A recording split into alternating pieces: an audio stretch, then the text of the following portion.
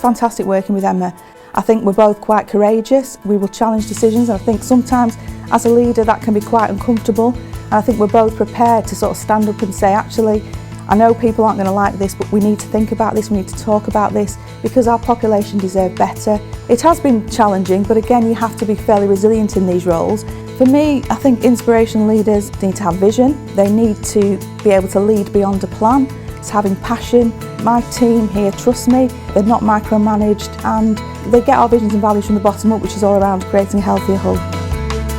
I'm from Hull, so I understand the Hull population that we serve really, really well. There are pockets of real deprivation that we serve, but also there's a real high level of affluence in the wider Humber Coast and Vale population that we need to be really cognizant of when we're attempting to redesign services. In order to be an inspirational leader, I think you have to have integrity, you have to be credible, we need to be honest, we need to be open, we need to be challenging. Emma and I work really, really well together. We've worked together over a number of years now, so we've got a long-standing track record of delivering our organisational targets.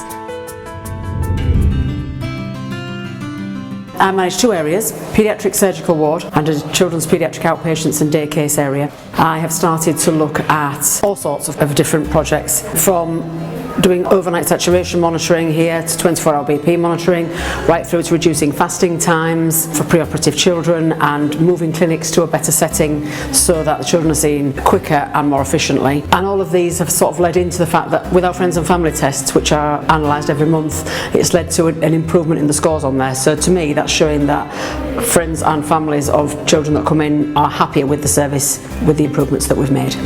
When you ask me what makes an inspirational leader, I've worked here for 30 years, so I look back on people that inspired me. It's somebody who is passionate about what they do, it's somebody who is friendly, outgoing, has a vision and wants to pull you into that vision, so it makes you want to go with them and go with the same place that they want to be at. It's nice to think that people recognise that you really are trying your hardest to make the services as good as they possibly can be. That's why I came into paediatric nursing. You want the children to have the best experience in the best environment, and the happier they are, the quicker they recover, the quicker we get them home, parents are happier, it's a win-win situation all round.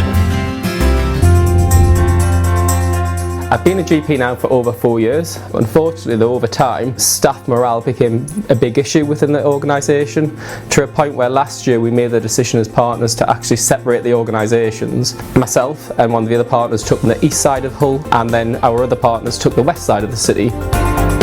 Since the new organisation, we've created one surgery from 3. The first thing that I wanted to do was create a shared vision and a shared purpose, and that was really easy amongst our staff because we're all committed to patient care, we're all committed to being inclusive. Since we actually took the decision in November to take over the run of these 3 separate GP surgeries, immediately we saw some improvements within our staff. Staff became much more happier and they've become really inspired, and you just see people flourishing.